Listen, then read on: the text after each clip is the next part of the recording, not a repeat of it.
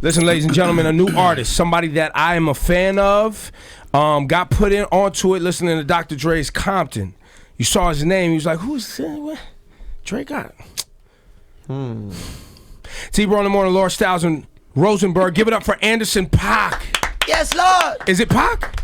Or PAAK? PAAK or PAAK, just don't forget the dot. The dots, the period's important. Yes. Why the period? Because they slept on me for so long, so now they got to pay attention to everything now. Like details. Yeah. You need that Anderson Yo, dot. so real. Yeah, that's it. But for you, is it PAAK? It's PAAK. So it's a Korean name. My mom's originally from Seoul, Korea. It's supposed to be my last name. My last name is Anderson, and it's supposed to be Park, but she was adopted in the 50s, so it got a little messy. So it became PAAK, PAAK, but it's pronounced PAAK. It's supposed to be the Korean way to pronounce it. Yeah, and or Park. Wait. So your full government name is my full government name. You get this one time. Yeah, if you want to do this, no pressure. But on your Wikipedia anyway. Right. My first name is Brandon. Middle name PAAK. Last name Anderson. Got it. Okay. Very cool. Anderson PAAK. Yeah. Now is it common knowledge by your fans of your cultural mix? Yeah, more recently. Now that we're doing more interviews and stuff, it's becoming more common knowledge. And you're originally from Southern California. Yeah, Oxnard. Okay, that's right outside of LA for people who don't know on this side. Yeah, about an hour north. So you how did you link with Dr. Dre? Did he hear of you from tapes? Like, what's the whole path? I got a call from Ty Cannon, the A&R over there, the head A&R, to come in and work on a project for Dr. Dre, and he said that it was over some production by DJ Khalil and DJ Dahi. So that's what grabbed my ear right away, because I've been in LA for 10 years doing it, and you'll always hear, maybe once a year, like, yo, I'm working on this with Dre, come in, right for Detox, this and that. Somebody. And so it's like, but at this point, I didn't know anything about Compton or anything that was going on, but I was like, I'll show up, And I pulled up, and it was, I met the DOC and Dre, first two people I meet in the studio, and they watching the playoffs, and I'm just like, yeah. I meet them, go in the studio, I meet Mez and Justice and the rest of the A&Rs, and they start playing the tracks, and they're like, yo, hold up. Yo, that joint you got, Suede, we've been playing that shit for like 3 weeks straight. And they played it again, and then they brought Dre in there to hear it. And Dre ran it back like 3 times. After the 3rd time, he was ready to work. Dre was like, oh, hell yeah. Like, you were like, really? He does this when he's feeling it. That's the Dre. That's his Dre. You're a musician, a songwriter, singer, and a musician. Yes? And what instruments do you play? Drums. I play drums. I mess around a little bit on the keys, but drums, I've been playing drums since I was like 11 years old. And have you been in bands and things prior to that? Absolutely. I was in cover bands, session bands, rock, punk. What kind of cover bands? We do top 40, so a lot of Bruno Mars, a lot of Michael Jackson, Rick James. Doing weddings and shit? Weddings, backyard. Love that. Like christening parties, like anything. Bar man. mitzvah. I haven't played bar mitzvah yet. Really?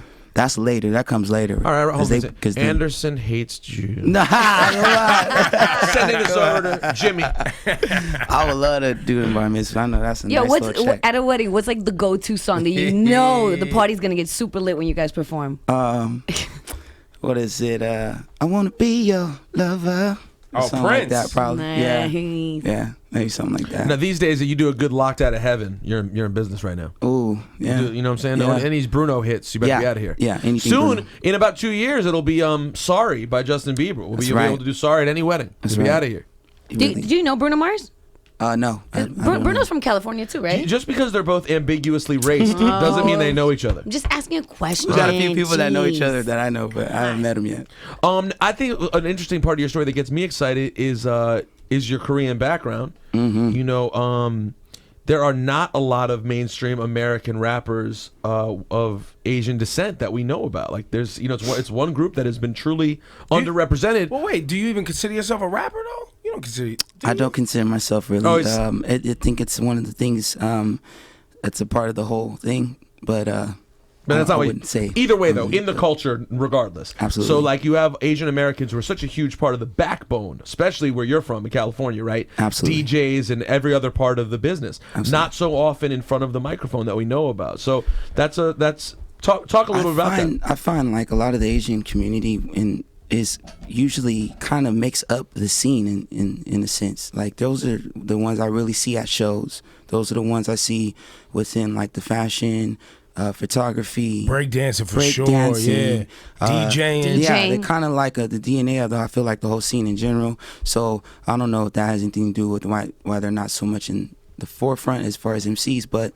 one of the first people I met in LA was Dumbfounded, and he's a Korean battle rapper from straight out of LA, straight out of Koreatown, and grew up rapping in Leimert Park, Project Blowed and all that. So he kind of connected me with a lot of Koreans and a lot of just musicians out in LA when I first came out from Oxnard.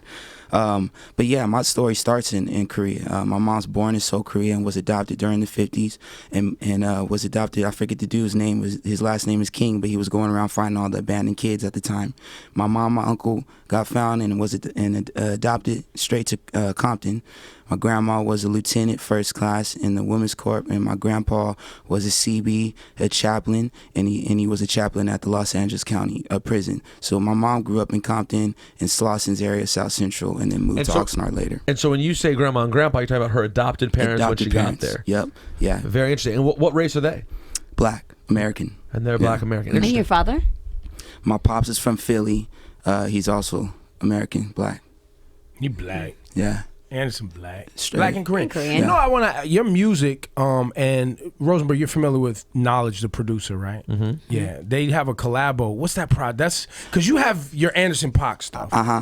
And then you have your Knowledge Anderson PAAK stuff. But that crew has a name. What is it? No Worries. NX Worries. Pronounced No Worries. Yeah.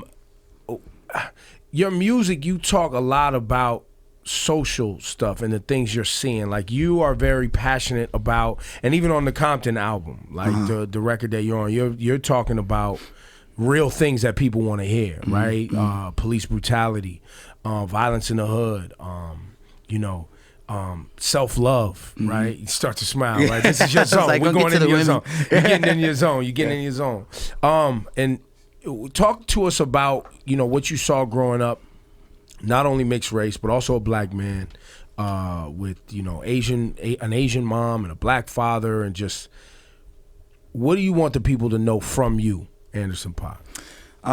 Well, I'll be 30 in February, and I haven't, I've been on the incline, I guess you will, and I wasn't, signed early. I didn't have a huge hit early on or anything like that. So all I've been doing has been trial and error and going through life and seeing different things and experiencing things. And all I have is experiences, and that's my inspiration. So that's what comes through in my music and in my writing. That's how I've always been. The family situation is, a lot of people go through torn families, but definitely I'm one of them. I had 3 generations of prison, of parents go to prison. So my mom, my step pops, and my biological pops all sent to prison. By the time I was 17, both my parents were in prison. My biological pops was sent to prison when I was 7. So I grew up in church. I grew up all sisters, 2 older sisters, 1 little sister. And my mom was a workaholic, so I was raised by like the TV and just friends and my big sisters, and the church. And I grew up playing in church when I was 12, and I started playing drums in the Baptist church, and that was my schooling. That was where I got a lot of my style. I feel like now, even vocal approach, I kind of feel like it's like goes back to that, the roots of Baptist church. And then on top of that, growing like in the suburb, an hour north LA, not too fast of a city, small town, I think that contributed as well to the range and dynamic of what I talk about in the music that I do. It's not just one thing. His name is Anderson PAAK. I mean, I was happy that he wanted to come up on Hot 97, but mostly I think I want y'all to experience the music. Yeah. Because he talks about a lot of what he's telling us right now in the music, but it's also very soulful. Anderson PAAK, y'all give it up for him. See, bro, in the morning, man. Experience this music. Sit back.